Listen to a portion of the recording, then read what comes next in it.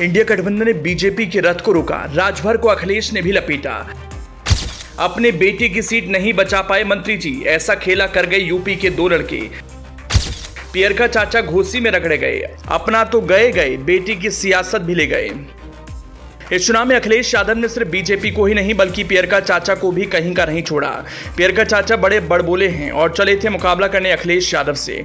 उन्हें नहीं पता था कि एक बार तो चित्त खा चुके हैं, दूसरी बार फिर से खा लेंगे, और हुआ भी कुछ ऐसा ही। घोसी में जिस तरह से ओम प्रकाश राजभर को पटकनी मिली वो वाकई में हैरान करने वाली है। ये खेला ही था जिसे बीजेपी के बड़े नेता भाप नहीं पाए, राजभर भी क्या ही भाप सकते थे। कुछ ऐसा ही गेम हुआ इस बार यूपी में। इस लोकसभा चुनाव में अखिलेश यादव ने सिर्फ बीजेपी को ही नहीं बल्कि राजभर को भी रगड़ा है। अखिलेश यादव ने पियर का चाचा को ऐसा रगड़ा कि पियर का चाचा को समझ नहीं आ रहा अब करें भी तो क्या करें। जो राजभर लंबी लंबी बातें फेंक रहे थे, जो राजभर लगातार सियासी बयानबाजी दे रहे थे, वो राजभर अपने बेटे को नहीं जिता सके। सोचे फिर वो क्या ही कर सकते हैं। लोकसभा चुनाव में राजभर की पार्टी को सिर्फ एक सीट बीजेपी ने दी थी और वो सीट है घोसी लोकसभा। इस सीट पर राजभर ने अपने बेटे को प्रत्याशी बनाया था, लेकिन चुनाव के नतीजे आने के बाद हालात पस्त हैं क्योंकि साइकिल दौड़ रही है। बीजेपी की सहयोगी पार्टी सुभाषपा अपनी एकमात्र सीट घोसी बचा नहीं पाई। घोसी लोकसभा सीट से ओम प्रकाश राजभर के बेटे अरविंद राजभर हार गए। उनको कांग्रेस के राजीव राय ने हराया। अपने बड़बोले बयानों को लेकर चर्चा में रहने वाले ओम प्रकाश राजभर घोसी लोकसभा सीट पर जीत का दावा कर रहे थे, लेकिन उनके दावे की हवा निकल गई। इससे पहले भी ओम प्रकाश राजभर घोसी उपचुनाव में बीजेपी के दारा सिंह चौहान को सपा के सुधाकर सिंह ने हराया था।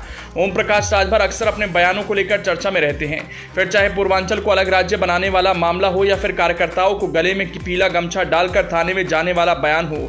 पूर्वांचल की राजनीति को साधने के लिए बीजेपी ने ओम प्रकाश राजभर को जरूर पार्टी में ले लिया, लेकिन बीजेपी को उसका फायदा दोनों चुनावों में नहीं मिला। घोसी उपचुनाव हारने के बाद अब घोसी लोकसभा चुनाव भी बीजेपी हार गई, जबकि यहां पर राजभर वोटरों की संख्या ठीक ठाक है। बेटे अरविंद राजभर की हार के बाद अब ओम प्रकाश राजभर के भविष्य पर संकट आ सकता है।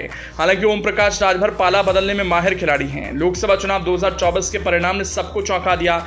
एनडीए को 293 सीटें मिली तो वहीं इंडिया गठबंधन को 233 सीट मिली, अन्य ने 18 सीटें जीती। उत्तर प्रदेश की जनता ने एनडीए को सबसे बड़ा झटका दिया। यूपी की 80 लोकसभा सीटों में से बीजेपी और उसके सहयोगियों को 36 सीट मिली। इंडिया गठबंधन को 43 सीटें मिली। यूपी की नगीना एकमात्र सीट रही जिस पर आजाद समाज पार्टी के चंद्रशेखर आजाद ने जीत दर्ज की।